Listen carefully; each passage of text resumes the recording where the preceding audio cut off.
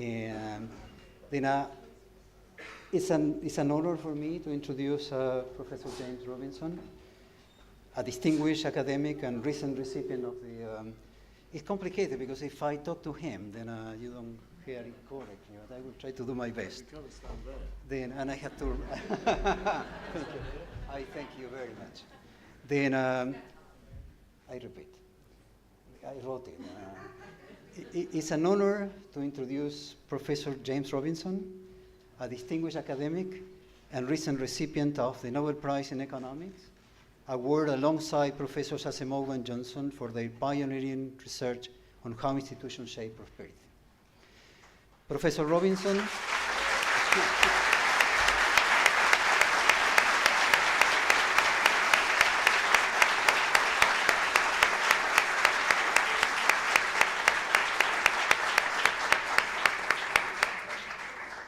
I wrote something of like 5 minutes. If they interrupt me every 10 seconds, I will take all your time. Then Professor Robinson is a leading scholar in political economy and development economics, widely regarded as one of the most influential thinkers of our time. Thank you for that. His work has profoundly transformed our understanding of the role of institutions and the role of institutions play in driving economic development, as well as the historical and political forces shaping nations in modern times. Currently, Professor Robinson holds the prestigious position of Reverend Dr. Richard L. Pearson Professor at the University of Chicago, where he also serves as the Institute Director of the Pearson Institute for the Study and Resolution of Global Conflicts. Bad time for that. Prior to this, he held prestigious positions at Harvard University, and earlier in his career, he was an associate and assistant professor at Berkeley and a lecturer at the University of Melbourne. Among his many roles, Professor Robinson has served as an academic advisor to the World Bank World Development Report on at least two occasions, and as a board member of the Global Development Network, contributing his expertise to shaping actual global development policies. Thank you, Tom. All along his highly profile career, Professor Robinson has been recognized with numerous awards, including the 2018 Carlos Díaz Alejandro Prize from La CEA in Guayaquil, an award that yesterday in this very conference was presented to Professor Raquel Fernandez. I don't know if Raquel is somewhere there. Where it was. Then he also was awarded 2017 William Riker Prize. I'm not sure. William Riker Prize in Political Science from the University of Rochester. His pioneer book, Why Nations Fail, co-authored with Professor Asimov, has earned multiple honors and widespread recognition. He also has been awarded honorary degrees by prestigious institutions, including the Universidad de los Andes in 2017. His expertise and insight have taken him to lecture halls and institutions all around the world, the globe, including in Latin America and the Caribbean, where he gave distinguished lectures at the Central Bank of Paraguay in Asunción, and the Arthur Lewis Distinguished Lecturer at the University of West Indies in Trinidad. That's right. I'm reading your CV correctly. That's good.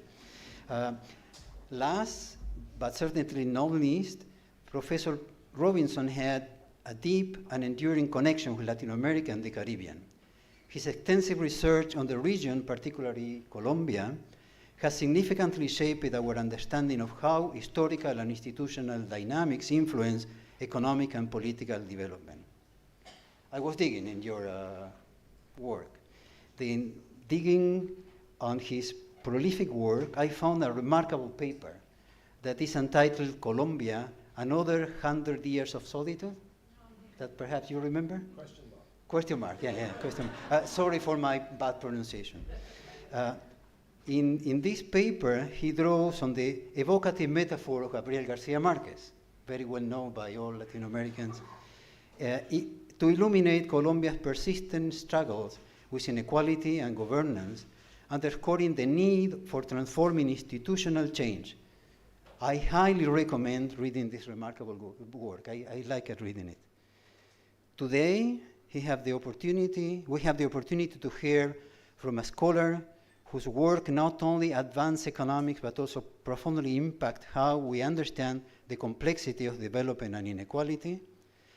Professor Robinson brings us his paper on fears and dreams, exploring into how aspirations and worries drive economic and social behavior, shedding light on the forces shaping growth and inequality in developing societies.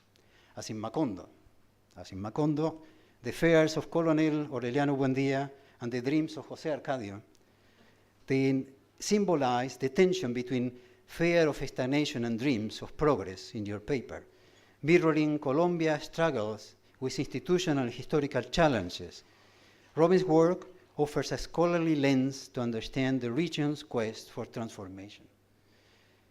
It's a privilege to welcome you, to welcome somebody who works, makes us see development not just as a statistical problem, but as in Garcia Marquez novels, a deeply human journey. Please join me in welcoming Professor James Robinson.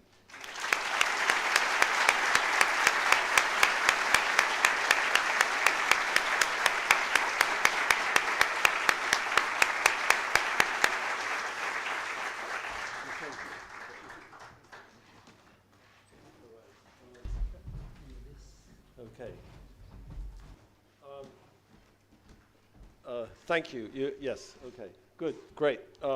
Thank you very much for that very generous introduction and for your generous applause. I don't know if it's possible to be able to do something serious after that introduction, but nevertheless, you know, in the spirit of a serious event, I'm going to try to do that. So I'm going to talk about some work. I'm very passionate about this research, you'll see as I get going, with some of my collaborators, María Bautista, my colleague at the Harris School, Juan Sebastián Galán at the Universidad de los Andes in Bogotá, Rafael Torres. Rafael was a student in Bogotá. He's now my pre-doc at University of Chicago, and Ragnar Torvik, one of my long-standing Norwegian collaborators. Okay, so what's this project about? You know, I hadn't really thought about Macondo, but by the end, you'll see the connection between this research and Macondo, actually.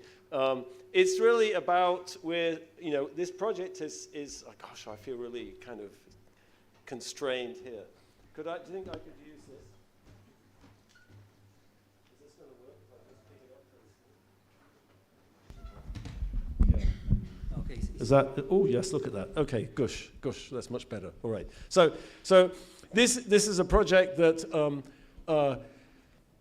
is going to exploit variation across Colombian paramilitary groups to try to understand kind of non-institutional sources of kind of political strategy. So having talked about how wonderful institutions are, I thought, you know, in the spirit of sort of self-subversion, I should give a talk about, you know, how institutions don't have an R squared of 1, and maybe there's other sources of variation in the world to think about. And this research started when I was actually on sabbatical in Bogotá in 2011, 2012, and just reading the newspapers, the paramilitaries, all these paramilitary groups, about 34 paramilitary blocks, about 35,000 fighters had demobilized in 2006, and they were all going through a transitional justice process.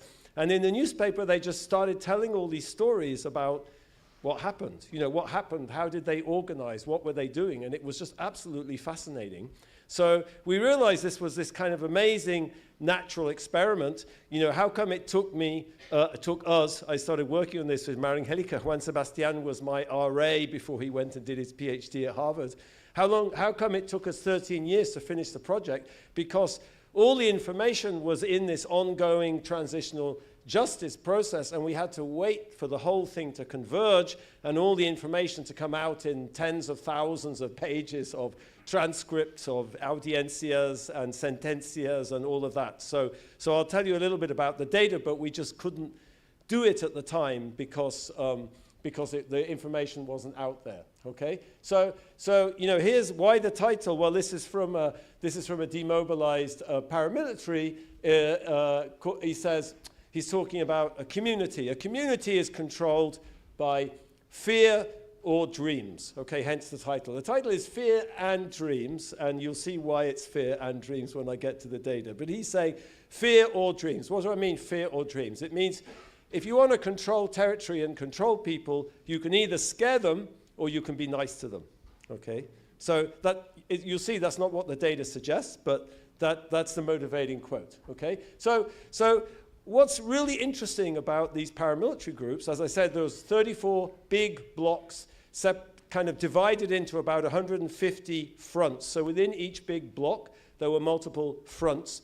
And what we noticed back in 2011, 2012 was there was a huge amount of variation in the way these fronts operated.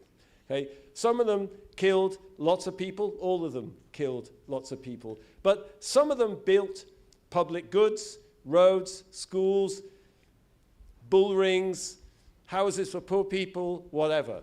But lots of variation, not just in those things. There's lots of variation in how they were organized, whether they hired their relatives, how they taxed, all sorts of stuff, okay? But today, when you think about fear and dreams, you're going to think really about the variation in violence and the variation in public good provision, okay? And what we found really interesting about this, and that kind of motivates this approach, is that, you know, these paramilitary groups might have created institutions, but whatever explains the variation, it's not really accounted for by institutions. Now, when we think about, you know, comparative provision of public goods in the world, we ask ourselves, you know, how is that related to the form of the constitution or the electoral system or the party system or state institutions, how bureaucratized are state institutions? So we think about institutions as being the independent variable and, you know, public good provision as the dependent variable. But in this case, these paramilitary leaders, I think that's extremely clear from the case study evidence, they had a lot of discretion in deciding how to control territory. Okay, so then the question is, like, what decides whether you provide public goods or not? Who provides public goods and in what circumstances and why? And if it's a great idea, why doesn't everyone do it? Okay, so that's what this research is about. And, you know, just the big picture, I think everyone who works on comparative development sort of understands that there are these cases that are really difficult to explain. From an institutional perspective, I throw, you know, some of the names up here. You know, I've been working the last couple of years in Rwanda, which is a sort of fascinating case of a kind of autocracy, very personalized autocracy that's pushing development like crazy, you know. So I don't really understand what is pushing President Kagame to do what he does, but I don't think it's institutions in the usual way we think of them. Maybe there's informal institutions or other things going on there, but so that's the idea, okay? So first of all, I want to say something about, I'll say a lot more about Colombian paramilitarism. I'm never going to get through all the material, and I don't have a watch, so someone will just shut me up at some point. But let me just say, you know, like, it's good to think about the motivation, you know, of these paramilitary groups. And I think, like, what my understanding and all our research sort of suggests that, you know, the motivation of these groups was basically ideological, okay? They were anti-subversive, okay? So welcome to Puerto Boyacá, land of peace and progress. You know, you can take that with a pinch of salt if you like, or wait for the regressions.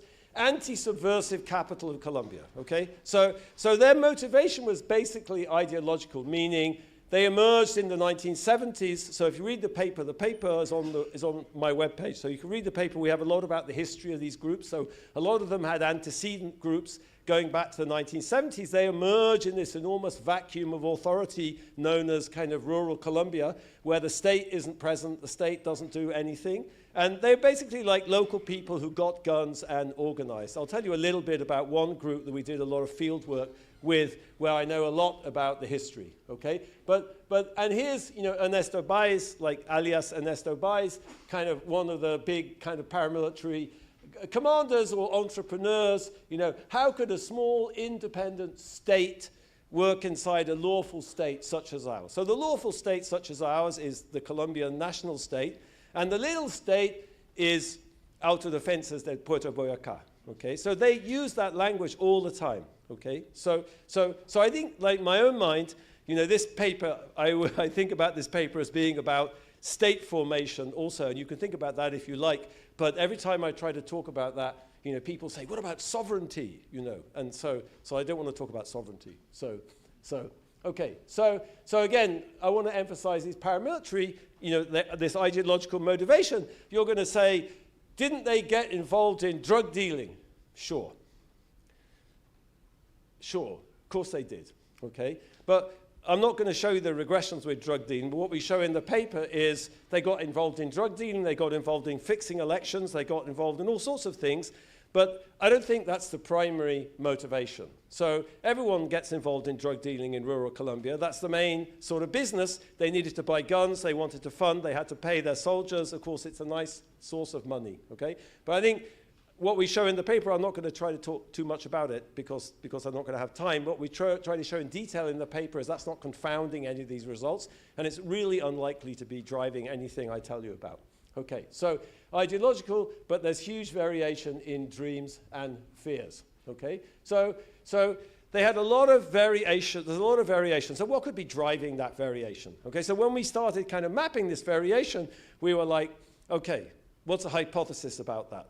Okay, and so we were talking to Maria Teresa Ronderos, who's a very prominent Colombian journalist, about, what's driving that, and she said, I don't know, let's go talk to them. Okay, so it turned out these paramilitary commanders were appearing in court in Bogota, so you could just go, they were giving testimony, you could sit in the audience, and then it's lunchtime.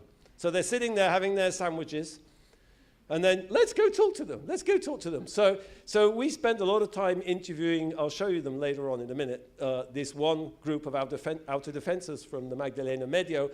And after, I wouldn't say we got their trust, I think that would be a little too much, but after they decided we were not working for the Drug Enforcement Agency, they got it. They got this variation, and they started talking about it. And the way listening to them talk about what caused the variation is they all tell these stories of like socialization, childhood socialization. Oh, this guy, his father was a gangster. He grew up with guns, he has no principles. Of course, he went around killing people, and the word they used a lot was campesino. Okay, he's a campesino. He's a campesino. He got up 5 a.m., he milked the cows, he went to look after the coffee bushes. That's a guy with a good work ethic, solid, whatever. So we came up with the hypothesis, just talking to these people, that there's going to be a kind of systematic difference between campesino and non-campesino people. So what we've done is, so we have an enormous amount of information about the kind of background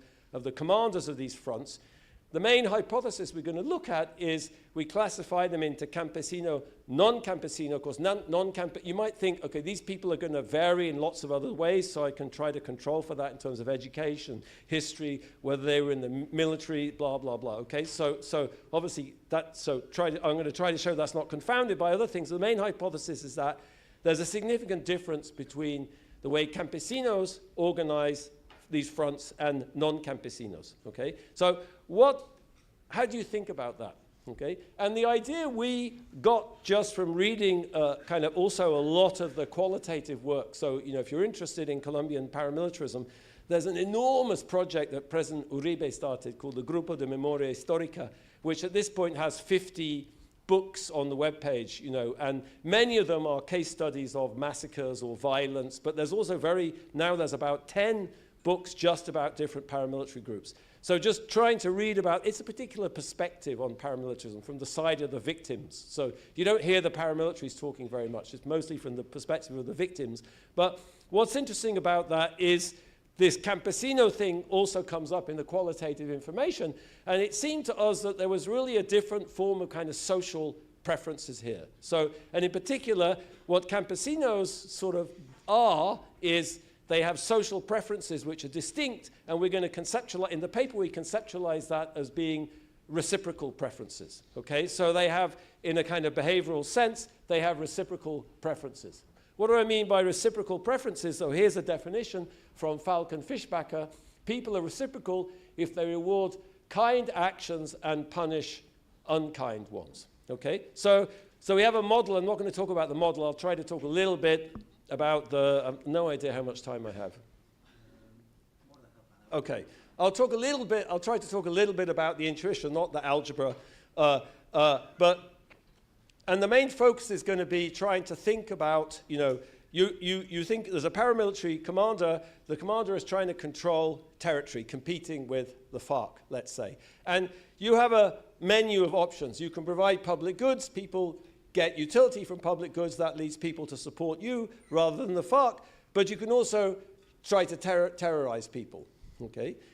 The main mechanism we try to focus on is this idea, captured by this, that in some sense, providing public goods, you provide public goods, but you expect people to support you or contribute to the mission, okay? How? Pay taxes, give information. That seems to be the main thing. You want to know where are the guerrilla. Remember these paramilitary groups, they're fighting against the FARC, they're fighting against the ELN, they're fighting against these communist guerrilla groups. So you want information. You want to know where are these people? Where are the groups? Where are they going? Where are their camps? And you want to make sure that people don't tell the FARC where your people are, where your troops are, how are you organizing? So we want, I think of contributions as kind of general, but the idea is I provide public goods in exchange for support, but if you don't support me or you don't contribute, I punish you with violence. Okay, so the model suggests the actual, if you think about the covariation, actually you should see public good provision and violence, because violence occurs to punish people who don't contribute. Okay, so in the model, there's two sorts of people. There's people with reciprocal preferences, there's people with non-reciprocal preferences. We look at a part of the parameter space where if you get public goods from a paramilitary commander, if you're a reciprocator, great, you get utility from reciprocating. If you're a non-reciprocator, you like the public goods, but you don't get utility from reciprocating, you deviate, and massacres, I'm going to talk about massacres, violence as massacres, kind of come as collective punishment for people who don't contribute to the project. Okay, so maybe that's just too much to talk about, okay? But I want you to think like this, where the road this led us is reciprocity kind of predicts this kind of positive covariance in some sense. You're going to see public good provision, but you're going to see violence because violence is connected to punishing people who don't reciprocate, okay? All right, so I'm going to develop a model of that. I'm just going to kind of probably just repeat what I just said, so I'll go through that fast. The main thing about the data, which is cool, is just all this information we have from this transitional justice process. I'll give you some sense of that. And then the way we're going to approach this empirically is we're going to test the predictions of the model by exploiting boundaries between these different fronts. So as part of the transitional justice process, there's been this extremely detailed mapping of where all these fronts were. The data is really, of course, these groups started in the 1970s, many of them, but the data that we have, which is really good, is in some sense between 1997 and 2006, so this last period before they demobilized. So that's what we're going to focus on, and we're going to look at boundaries between between peasant commanders and non-peasant commanders. Okay, so I can talk a lot about the identification, all right? So what are the results? The results are campesino commanders are much more likely to provide public goods. They're much more likely to provide public goods. They provide more public goods, but they commit more violence, okay? And by violence, we're going to measure that by looking at massacres. A massacre is 4 or more people killed in the same place on the same day, okay? So I think there's an intellectual argument for looking at massacres, and there's a kind of pragmatic argument for looking at massacres. The intellectual argument I already gave you, which is that the model predicts there's sort of going to be this collective aspect of punishment, okay? The pragmatic reason for looking at massacres is, of course, there's far more assassinations. If you add up the number of people killed in massacres, it's about 30,000, but 200,000 people were assassinated in this period. So the problem with looking at assassinations is, first of all, you don't really know who assassinated anybody, and you don't really know where they were killed. So for our empirical strategy, what's nice about the information on massacres is that we kind of know who perpetrated the massacre. Typically, we know who perpetrated the massacre and where it was, okay? So that's very key for the approach. All right. So we don't see fear or dreams, we see fear and dreams. Okay. All right. So I'm not going to talk about the literature. Okay, so let me talk a little bit more about Colombian paramilitarism. As I said, they start in the 1970s. In 1997, the United Self-Defense Forces of Colombia gets created by this Carlos Castaño, who's one of the great entrepreneurs of Colombian paramilitarism. Here's the AUC on his back. And that's really this period between 1997 and 2006 we're going to look at. Here's, just mapping blocks. You can see, over Colombia, different greens are, different blocks. I'll give you a better map of peasant, non-peasant commanders. But just to give you a sense, that this was sort of everywhere. These groups were kind of everywhere in Colombia, more or less in control. And some of these groups are kind of a bit complicated because they're not contiguous, meaning they had a particular core area and then they'd start an area somewhere else. Okay, but just to give you a sense of how important this is. And then in 2006, President Uribe, in a piece of kind of political genius, managed to get most of these people to demobilize. Not all of the fronts demobilized, but most of them demobilized. And I put this photograph with Don Berna. This is Don Berna here. You can see this gentleman here, who was like a big-time drug dealer and member of the kind of Oficina de Envigado. So he was a big-time drug dealer, just to kind of, remind myself that some of these people were real gangsters. This guy was a real gangster. Okay, all right. So, but there's a lot of variation in strategies, okay? So one of the things we did in the Magdalena Medio was we went to some of these places where in the court documents they talk about these public goods, and we just went to kind of check, is it true or not? So here's a school. This is in Sonson, in the municipality of Sonson in Antioquia. Here's a school built by paramilitaries. This is a road to San Francisco, a municipality that was built from the kind of autopista between Bogota and Medellin by paramilitaries. They went to Medellin, they stole a bunch of kind of equipment, road building equipment, like to build the road.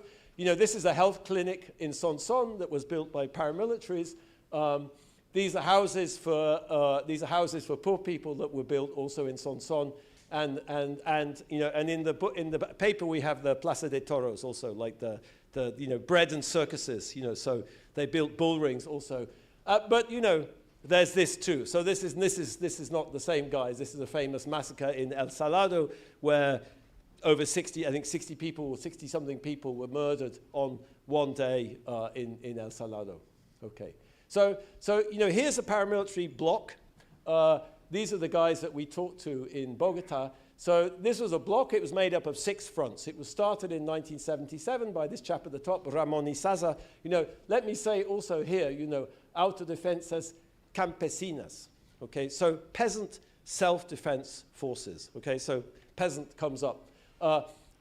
He was called, nickname patron also, like patron. So kind of patron, patron, client, dependent relationships. Ramon Izaza. Here's the rest of the other fronts. On the right, this is the guy we got to know best, called Maguiva, alias Maguiva, is Frente Jose Luis Zuluaga. He's called Luis Eduardo Zuluaga. He was married to Izaza's daughter. The next 2 guys, Roque and Terror, are sons of Izaza. And then there's Gurre and Pájaro. So Gurre is like armadillo, So we asked him, like, why is he called armadillo? We asked Maguiva, and he said, he looks like an armadillo, don't you think?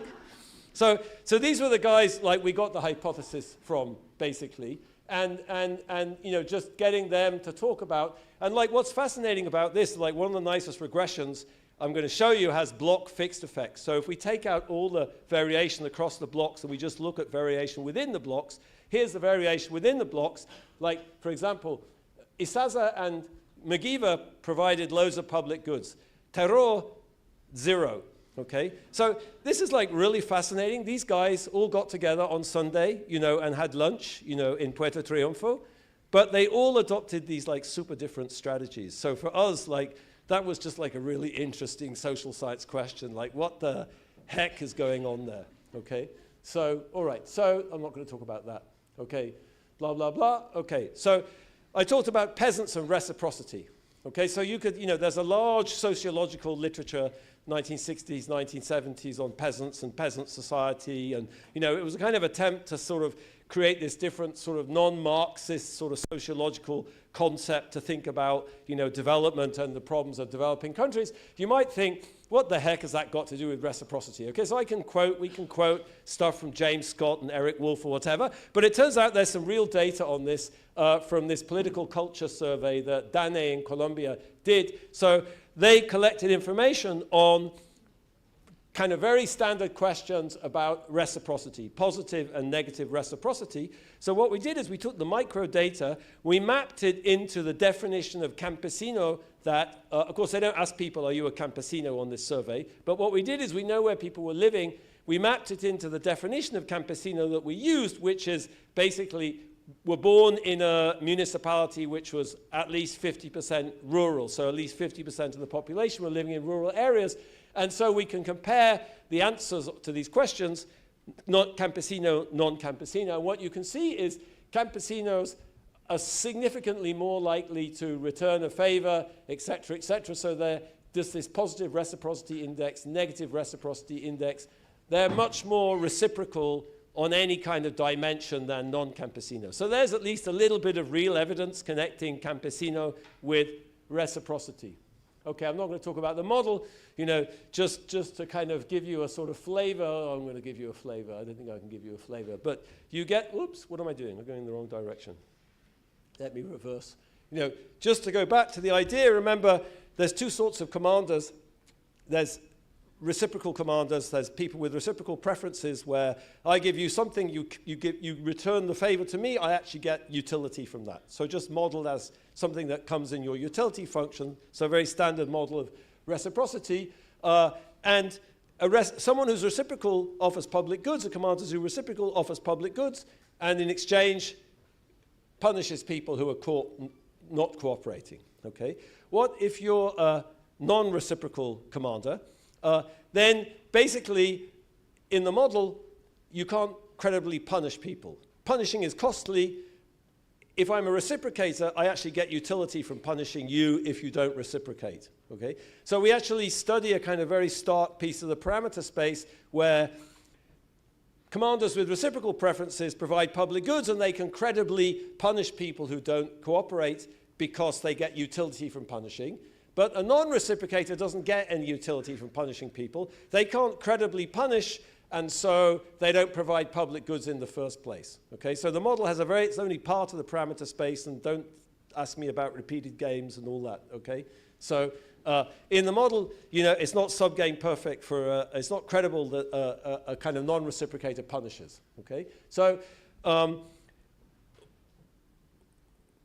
in the model, the baseline model is just an assumption that campesinos are more likely to have these reciprocal preferences, and then we endogenize that through a kind of Bissin-Verdier type mechanism. So in the appendix, let me not get into that. Let me just say the predictions are, so some of it is sort of obvious, meaning, like the results are very close to the assumptions, my thesis advisor would have said, which was a devastating criticism. Meaning, we wrote the model down to kind of capture this, and so peasant commanders are more likely to provide public goods, peasant commanders more likely to commit massacres, okay? But here's the thing about the model. So there's two predictions of the model that I think are kind of surprising and we didn't really think about when we wrote it down. One is, it's not enough to show on average that peasant commanders are more likely to provide public goods or more likely to commit massacres. It has to be the same commander who's both providing public goods and doing the massacres, okay? That's the prediction of the model, so we can test that. So, and the second thing is, the model implies that campesinos are actually better at providing utility to people through this public good mechanism, because even the people who deviate actually benefit from the public goods. So in a reasonable extension of the model, fronts led by campesinos should last longer. Okay, they're contesting territory with the guerrilla. We can test, there's a prediction on duration we can test. Okay, so I think you might not get too excited about the first two results, but the first two predictions in Jacopi. But then if you end up in Tarazá, in Antioquia, you still have your preferences. And if you're a reciprocator, you're a reciprocator. Okay? So that's an interesting prediction because, when we first got into this, we sort of thought, okay, this is going to be about locals. Okay? Surely, like, if you're a local, you're operating in your own community where you grew up, you're going to be much more likely to be kind of public good-minded, or you're going to empathize with people or something like that. Okay, but the model says that may be an independent mechanism, but we're kind of focusing much more on this. It doesn't matter whether you're a local or not, it matters like where you grew up and where you were socialized. Okay, so that's why I'm emphasizing.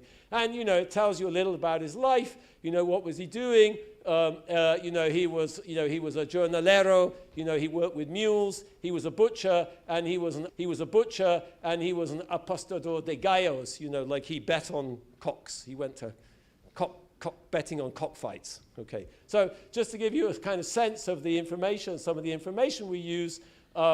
You know, the information on public goods comes from the same sources, but like, you know, which we investigated, you know, with a lot of field work with the help of journalists.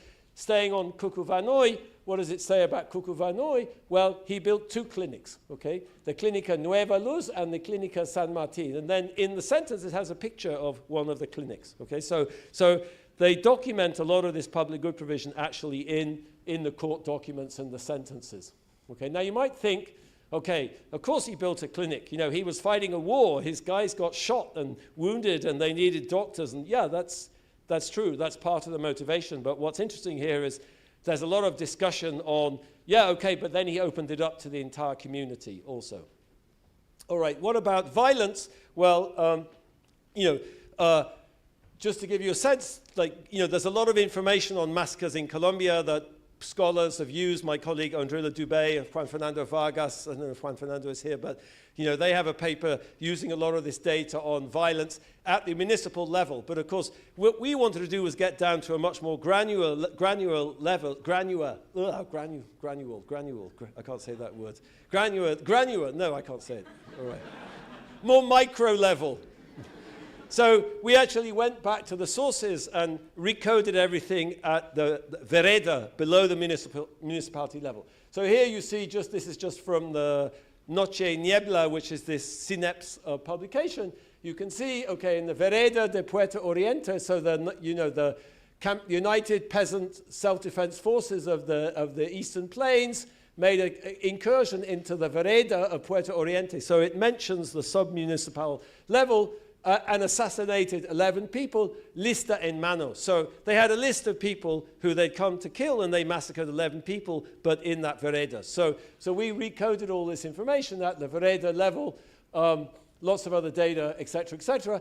You know, here is the map where we kind of boiled down, you know, campesino peasant commanders and non-peasant commanders. So the campesino commanders are in this horrible green color, and then the non-campesino are in gray, and then white is, you know, no paramilitary groups, or there's a lot of stuff we couldn't code. Okay, so the data set is less than all of the blocks because, and all of the fronts, because there's missing information. So at the time of the demobilization, some people just disappeared. You know, we don't have systematic information on them. People got killed.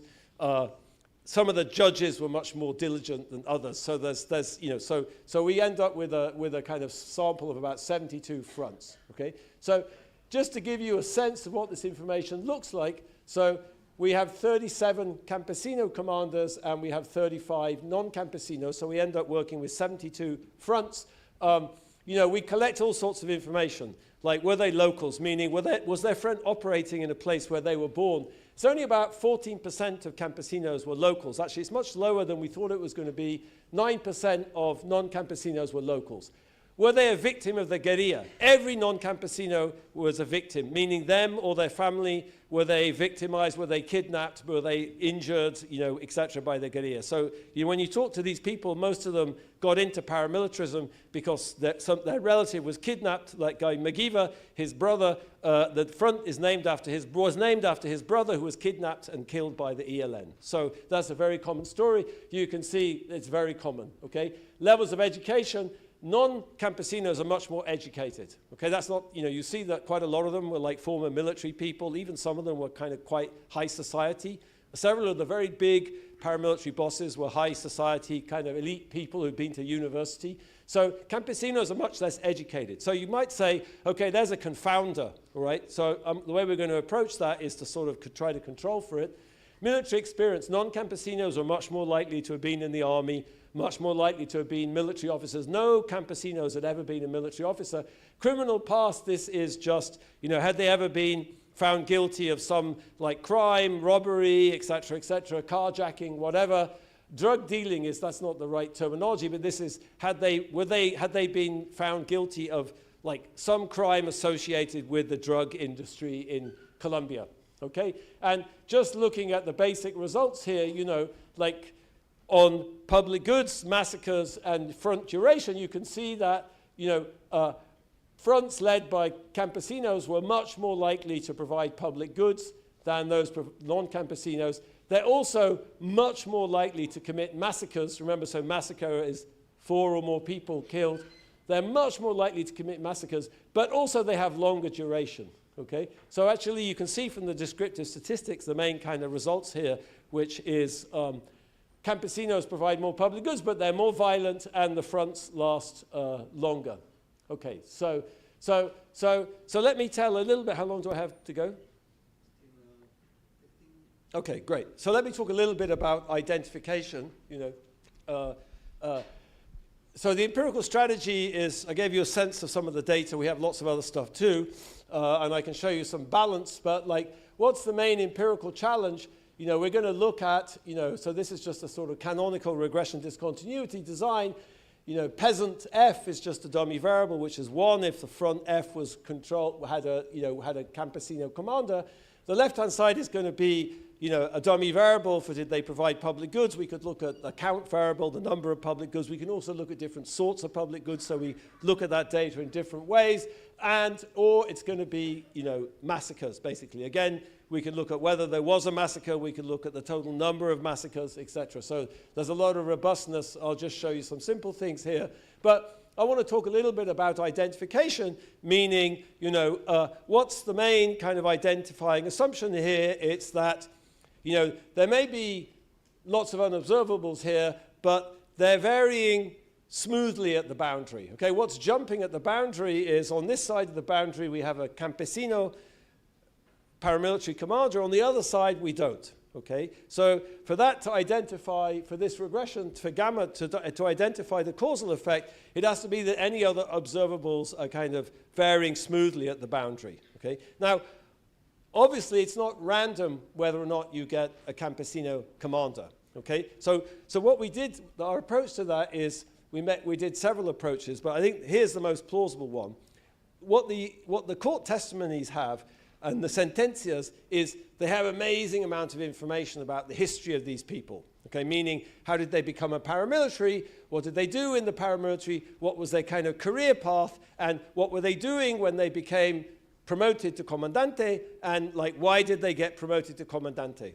Okay, and I think thinking about it econometrically, kind of what you're concerned about is there some unobservable at the kind of the level of this front, which is kind of correlated with whether or not you get a campesino commander, but also associated with the attractiveness of providing public goods or the effectiveness of committing massacres. And that could be something that's jumping at the boundary. Okay? But what's fascinating when you look at the testimonies or the histories of how these people get into paramilitarism is that there's barely any discussion of that. So the reason people become commanders basically is how are they getting promoted? Okay? The block commander essentially chooses. So I showed you that block, Ramon y Saza. How did those people become commanders of those fronts? Ramon y Saza chose them. Okay? Who did he choose? His 2 sons, his son-in-law. There's other 2 guys. Gurre, how did he choose Gurre? Gurre was his bodyguard. Okay? He got a job. He was a kind of hoodlum. He hired him. He was his bodyguard. He trusted him. Same with Pájaro. Okay? So the main reason people get promoted is their relatives, their friends, they grew up together, they're trusted, they have experience in the group, which develops trust. And so I think our reading of the qualitative information is it's really hard to read that to think that the identification is sort of messed up by some unobservable at the level of the front, kind of correlated with these variables in the way, you know, that would create bias in that coefficient. Okay? I'm going to show you balance, you know, the usual thing. I'm going to show you more. I'm going to show you balance at the kind of at the boundary, but you might also think, but hold on a second, like, why do I care about the boundary? You know, the commander is like in charge of this whole front, so I don't care just about the boundary. So what we do in the appendix is we show balance actually at the whole front level also. You know, maybe it's something at the front level, so we kind of do different sorts of balance. But I think, like, for me, it's all in the appendix. If you get really excited about this, you know, we discuss a lot in the appendix about the history of how these people became commanders. I think if you read that, it's very hard to kind of tell a story about bias in this coefficient. So anyway, that's my pitch. Okay, all right. Okay, I talked about that. All right. So balance. You know, let me not talk about geography. Let me talk about other things. So I think, you know, so we look at a lot of kind of covariates on either side of the boundary. You know, you could think of a lot of things you might be worried about, okay? So campesinos are better at defeating the guerrilla in our model. They're better at controlling territory, okay? So maybe some sort of territory is more valuable, okay? Or the guerrilla are like really powerful, so I really need to get somebody good at controlling territory, you know. So I think we can tell stories about that. Or, you know, or there could be a massive dearth of public goods. I mean, there's a dearth of public goods everywhere in rural Colombia, in my experience, but maybe some places are really, really, really bad. So then the marginal utility of public good provision could be really high. So if you have a campesino who's going to deliver public goods, that's going to be very effective at controlling that place, okay? So what we try to do is just measure public goods, you know, try to show there's balance, you know. This is just running that regression discontinuity model, and now we put these things on the left-hand side, different measures of local public goods, show balance, presence of the guerrilla. So this is just, again, sort of pre-treatment, you know, presence of the guerrilla, again, from this kind of CINEP, this Noche y Niebla and these other databases. So we don't find much difference in previous paramilitary, but this is the one I was kind of more interested in. Coca suitability, oil pipelines. Again, you might think more valuable. Let's put someone in charge who knows what they can really kind of control territory. What do you want to control? Well, places where you can grow coca, okay? We don't find that. If anything, you know, it has a negative coefficient, okay?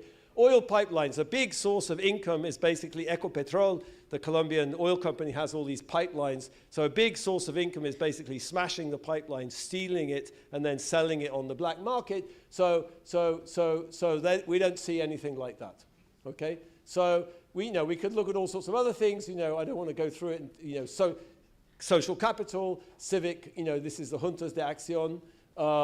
We could look at politics, you know, land disputes, etc. Okay, I just wanted to kind of talk about a few things. You know, so there's a lot of discussion of balance, both on the boundary, which is what I'm talking about there, but also at the whole front level. And I can also, this is a little bit naughty.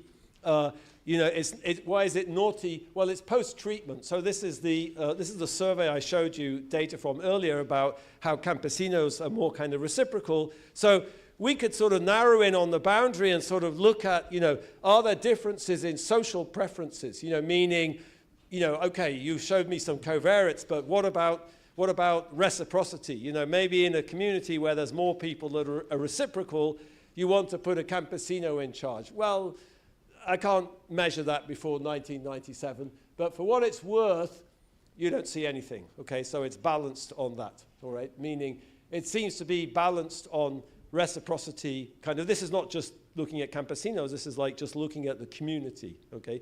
You don't seem to see differences, but again, you know, again, this is like post-treatment, so you could take that with a pinch of salt, although it's a pinch of salt that would be very difficult to turn into a story that generates bias. That's my claim. Okay, fine. All right, commander selection, blah, blah, blah. You know, I already talked about that, so let me show you some regressions. Okay, so let me show you some regressions before we run out of time. 8 minutes. Okay, great. Okay, so as I said, you know, we can sort of measure these things in different ways. Let me just show you something simple with, you know, public good equals 1. You know, so we played around with the coding of this, meaning, remember, the unit of observation here is going to be a kind of vereda. So imagine I build that health clinic in a particular vereda. Then that's not just generating benefits for people in that vereda. Actually, there's people from all around who are coming to that health clinic, okay? So if I just assign the public goods to the vereda, everything works, but it seemed to us more reasonable to kind of, if there's a public good provided in that particular vereda, we give like 1 to like everything in the municipality, because that's kind of where the benefits are being generated. Okay, so it's robust to playing with that, but just to be kind of clear, massacre, that's just in the vereda, and then, you know, we can look at duration, as I said, the duration of the front. Okay, so here's the sort of the basic model, regression discontinuity, lots of different ways of, you know, modeling the running variable. I'm not going to go into that in detail, just to kind of show you quantitatively this is very important. So if you look at the coefficient, it's very robust. 0.9, you know, it's about 150% of the mean. Okay, so it's quantitatively, it's a very big increase in, you know, you can think of this as just the probability that the public good is going to get provided. And here, you know, number 6, column 6 is the specification I like a lot, where you put these block fixed effects in. So you take out the cross-block variation, you just look at the variation within the block, and, you know, the coefficient goes down. It's not so, you know, but it's still there, you know, and that's, I find that there's a lot of idiosyncratic variation. And it's not just being driven by the block commanders, which you might imagine. Okay, so here's the pictures. What about massacres? So again, now the left-hand side variable is massacre, this dummy variable, and you can see here campesinos are much more likely to commit massacres than non-campesinos. Okay, and again, you see it's about the size of the mean. All right, so it's a very big effect, kind of quantitatively. Now, here, yeah, okay, whatever. Here's the duration results. Again, this again is pretty big quantitatively. You can see that, you know, the average duration is about 5.5 years here, and the size of the coefficient is about 1.5. Okay, so it's very big. I should say in the model there's 2 aspects of this. There's kind of entry and exit. But if you remember my kind of discussion at the start, the exit is sort of truncated because most of these groups are demobilizing in 2006. So actually this result is all driven by entry, by some groups entering earlier than others, okay, the duration result. Now I wanted to talk about this, which is to say, okay, but maybe campesino is being confounded by something else. I showed you that they're less educated, you know, maybe they're more likely to be locals, maybe that's what's driving it, okay? So here's the public good regression where we just kind of control for these different characteristics of these paramilitary commanders. And what's interesting about this is, yeah, that the local effect is there, actually. Locals are much more likely to provide public goods, and it's quantitatively much larger, in fact, but it doesn't do it, it's kind of orthogonal to the peasant effect. Okay, so my colleague Raul Sanchez de la Sierra, for example, some of you may know this paper he has on like stationary bandits in the eastern Congo. He finds all the results like are basically driven by locals. So what types of stationary bandits, when they kind of become more state-like, actually improve welfare in the communities or provide public goods? It's only the locals. Okay, so what we find is the locals here, there's definitely something happening, but it's not, it's sort of orthogonal to peasant, okay? So, you know, what else do you find? Well, you know, people with military experience seem to be more likely to provide public goods. Education doesn't really do anything. You might have worried that the campesinos, you know, they're less educated. I don't know how that would go. You know, they're less educated. Maybe you think they provide fewer public goods. I don't know. Anyway, so, and, you know, here's what happens, you know, when you look at massacres. It turns out that locals are not less likely to massacre less. It's negative, but the coefficient is negative, but it's not significant. And what's interesting about this is, let me go back to this, which is, go back to drug dealing. You know, like everyone who, you know, who studies Colombia thinks that like drug dealing is the kind of master variable. You know, you mentioned that paper. One of the points I make in that paper is that drug dealing is like a symptom of Colombia's problems. It's not the cause of Colombia's problems. Of course, you've seen El Patrón del Mal. If you haven't seen it, you should watch that. It's like amazing. It's amazing. It's amazing. It's much better than reading my paper. It will take you longer to watch it than to read my paper, but it's really good. Anyway, you know, Pablo Escobar, he built sports stadiums and houses for poor people, blah, blah, blah. Big picture, we actually find a history of drug dealing, people with a history of drug dealing are less likely to provide public goods, okay? And they're more likely to massacre people, okay? So the glamorous legacy of Pablo Escobar is not confirmed by these results, all right? But really, I wanted to talk a little bit about that, but I really just wanted to kind of say, the main point here is the main effect that we're kind of emphasizing. A lot of this stuff is of independent interest, but the main effect we're emphasizing seems to be robust to that, and people who, Leopoldo will, recognize this result. People who are former military officers are much more likely to commit massacres in Colombia.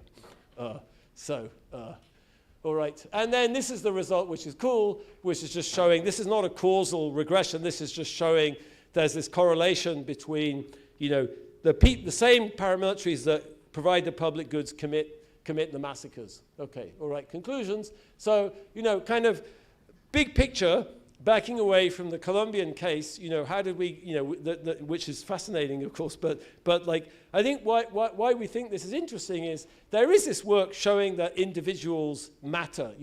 There's this great paper by Jones and Olkin sort of showing that, when you have exogenous leader deaths in countries, you get these changes in growth transitions, could be up, could be down. There's work by Antoinette Shaw and Marianne Bertrand about like CEOs, how there's sort of some individual characteristics of CEOs that make companies more successful or less successful. What is it about those CEOs? Well, they went to business school, or, they're old, or like, so I think there's some evidence about this kind of role of individuals in different parts of the profession and different kind of literatures, but we don't really have a handle so much on like what's the connection between the individual's personality or their socialization or their history that leads them to take particular actions. So I think we hope, here, I don't want to say Paul Kagame is doing what he's doing because he has reciprocal preferences, although it might be true, actually. But we hope that this kind of backing away from the specificities of the Colombian context, there's some kind of more interesting general point here about, we have a lot to learn about people's motivations and people's projects and ideas, and, institutions are great, but individuals are also important in a way in this context that seems extremely significant. At least that's what the results suggest. So, thank you.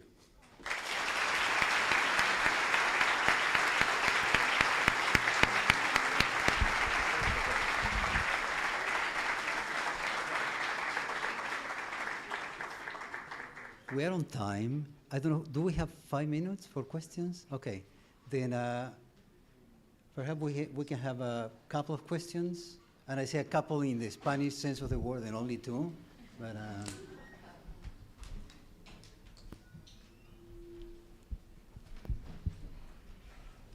Okay. Professor, thank you for coming, and thank you for giving us this far corner of the world the opportunity to hear you in person. Fascinating, but more broad question about receding institutions and how Western world is backing away from institutions. We see it in America, we see it in Europe, we see it everywhere. Yeah. Is there somewhere that we can look for hope in the world, or where do you look for hope in the world, in a nation that it's actually going the right way in terms of strengthening institutions? Sorry to put you on the spot. No, I mean, I think if you thought about like our work, the early work that Daron and I did about sort of democratization and stuff, our first book, we focus very much on these kind of elite challenges to institutions.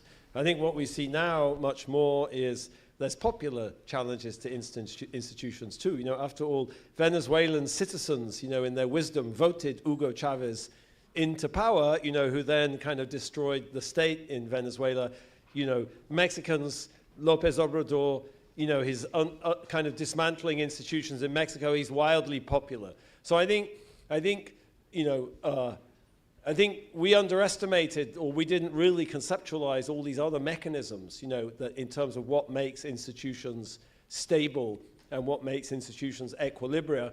And I think there's a lot of exciting research. It's a little bit nerve-wracking to be living through it, you know, but there's a lot of exciting research on that question, it seems to me. And I think, like, if I look at what just happened in the United States, you know, I think its institutions are kind of malfunctioning, basically, you know. I think, you know, in Latin America, you know, there's this wave of democratization, the third wave of democratization, you know, that comes in the 1980s, in the Southern Cone, the 1990s, Central America. You know, everyone is promised the earth. You know, they think democracy is going to come and it's going to transform their lives and it's going to change everything. And democracy turns out to be clientelistic and corrupt, and, you know, and it doesn't transform people's lives.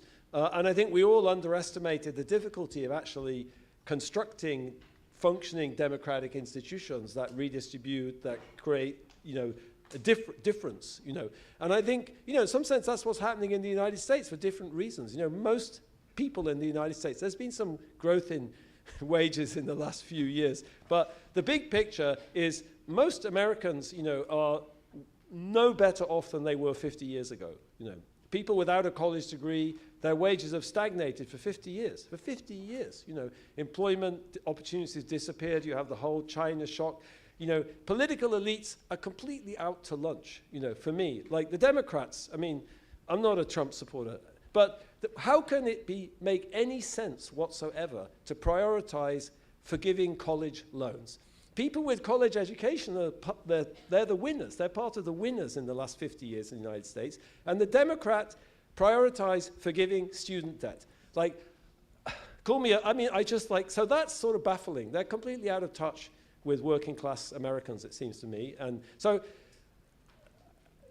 people are unhappy, and when you're unhappy, you look for solutions, you know, and I think President Trump provides solutions. The solutions have nothing whatsoever to do with the problems, you know, like maybe partially China, maybe, but it's obvious that immigration has nothing whatsoever to do with the problems in the United States, you know. So I think for me it's a challenge to the institutions, like, you know, John Betjeman. So John Betjeman, the former British poet laureate, wrote a very funny poem during the Second World War called Westminster Abbey, and he says, "Our country stands for democracy and good drains," you know. And so democracy has to provide good drains, you know, in order for people to believe in it. Like, you know, maybe people intrinsically believe in it, or you care about the mechanism and the process. Yeah, okay, but we want good drains too. And that's a failure of the institutions. And I found, like, when Biden came to power, I thought, great, there's going to be so much discussion now of, like, revitalizing democracy, and nothing, like zero, like nothing whatsoever. No.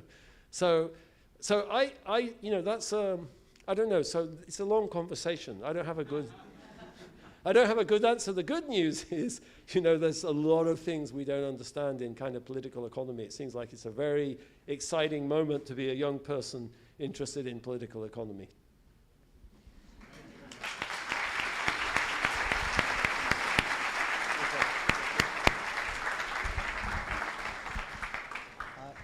I was asked to make an announcement about something I don't know, then for me will be a surprise. Let me see how I have to escape from here.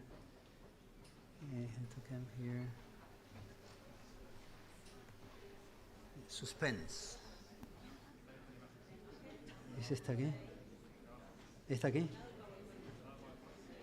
¿Esta aquí? Qué globito. Vení porque no... Acá. Vení, subí. Yo uso Mac. Acá me pierdo. El globito. Ah. No, ¿No? not this one. Lo pusiste por ahí arriba, ¿no? Ahí Esa arriba. puede ser. Okay. Okay, I'm watching like you. Then it's the announcement of the next year Lasea Lames meeting. It will take place in Recife, Brazil, on November 2022. Then you are welcome.